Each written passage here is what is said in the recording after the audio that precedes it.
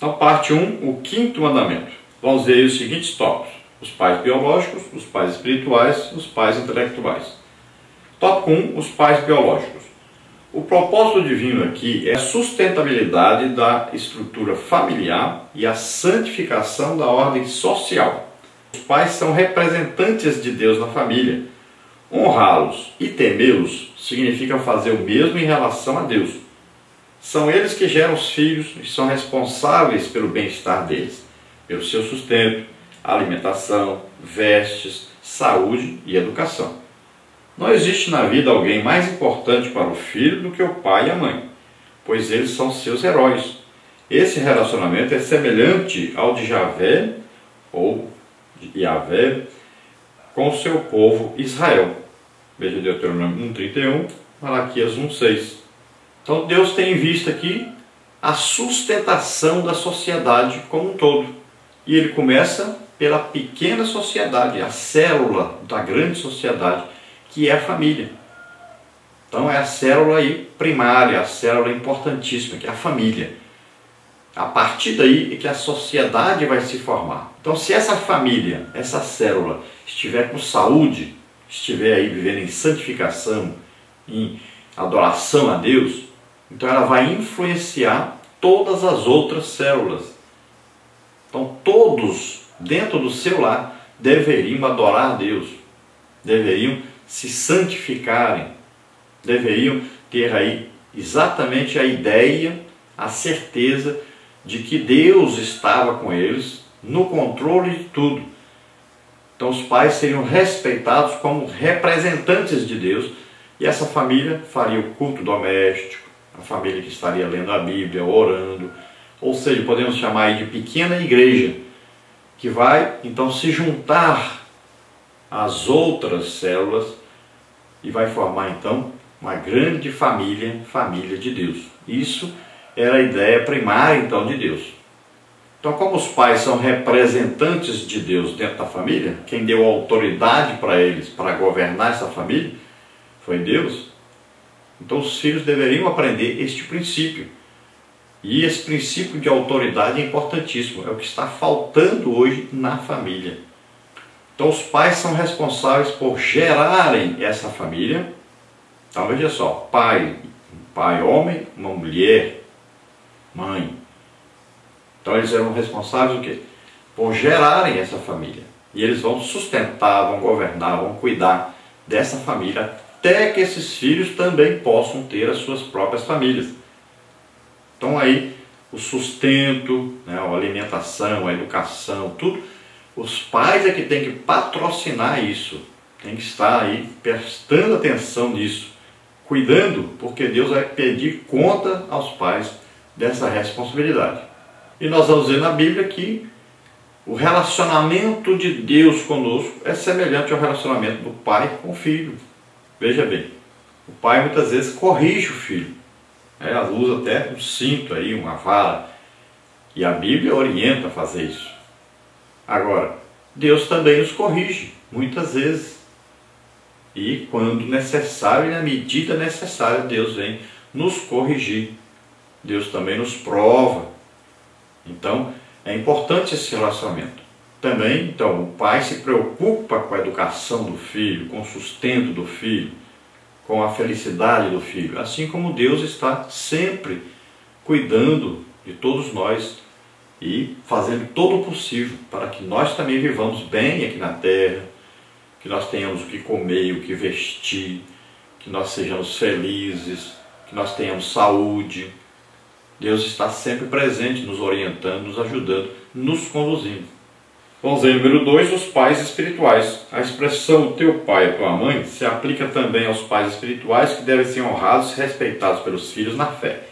Isso é visto na lei, 2 de Reis 2:12, 13, 14, e na graça também, 1 Timóteo 1:2, 2 Timóteo 1:2, 2:1, Tito 1:4. A figura do governante também se assemelha à dos pais. Veja como Débora se considera mãe de Israel, Juízes 5:7. Assim o mandamento abrange as autoridades espirituais e civis que devemos respeitar. As autoridades podem também ser vistas como pais, por quê? Porque elas têm autoridade sobre nós. Aí já saiu do lar, né? já passa a ser agora um relacionamento social. Então existem pessoas que estão sobre nós, que têm uma autoridade também vinda de Deus. É claro que essas pessoas não são nossos pais biológicos, e o mandamento não está se referindo exclusivamente a essas pessoas, mas ao pai e à mãe que nos geraram. O mandamento é aí. Mas se nós formos analisar direitinho, também existem pessoas que têm um comportamento como se fossem nossos pais, porque eles têm uma autoridade de Deus sobre nós. Então nós devemos aí também honrar essas pessoas, devemos também obedecer, né? E sempre visando o quê? Visando que Deus seja louvado, engrandecido através do nosso ato de obediência e de honra a essas autoridades. Vamos ver número 3, os pais intelectuais. O respeito e a honra se devem também a quem se destaca pelo conhecimento em qualquer área.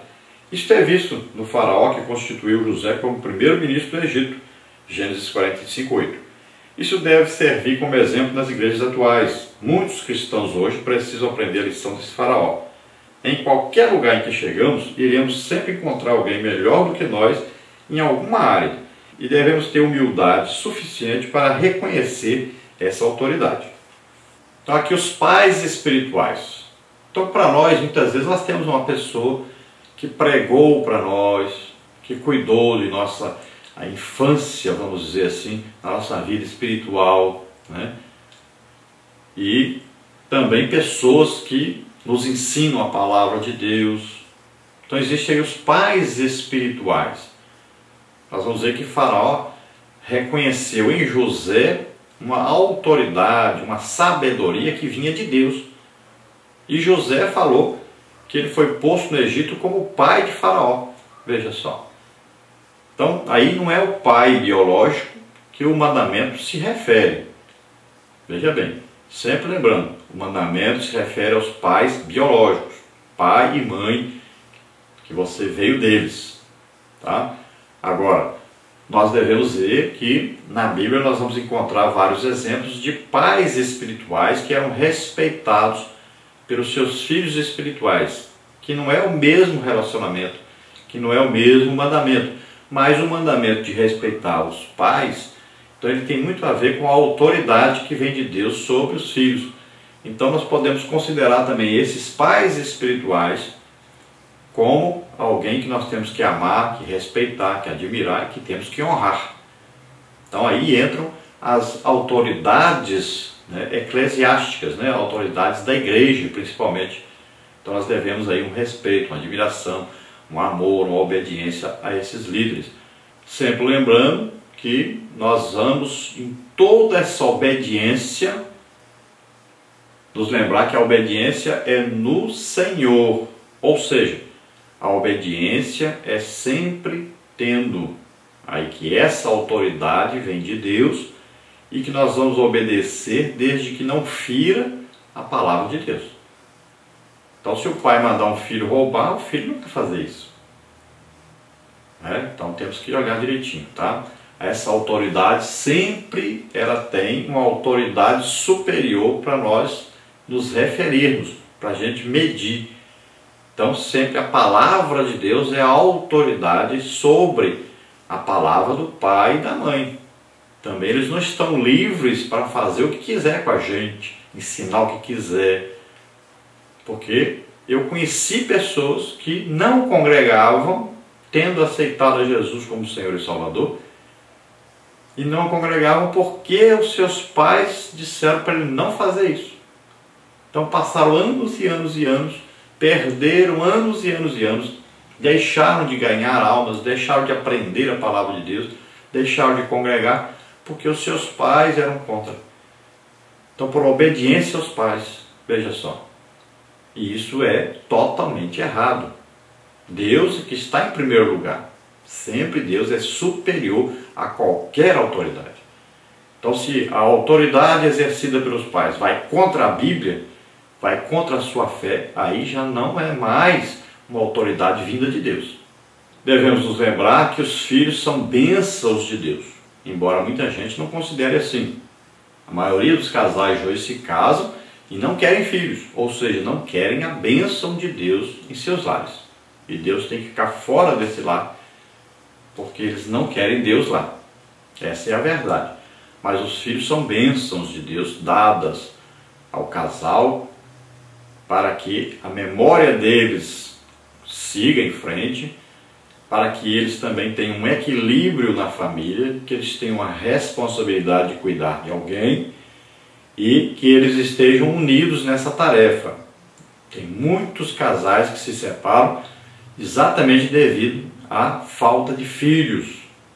Então vamos ver que o casamento aí, ele vai ter um grande empreendimento, um grande objetivo, que é exatamente ter os filhos, educar esses filhos e prepará-los para viverem em sociedade. E depois eles terem suas próprias famílias. É uma tarefa que Deus nos deu e que nós devemos, então, ter em mente. Casou, então, imediatamente vai se pensar em filhos, como obediência a Deus.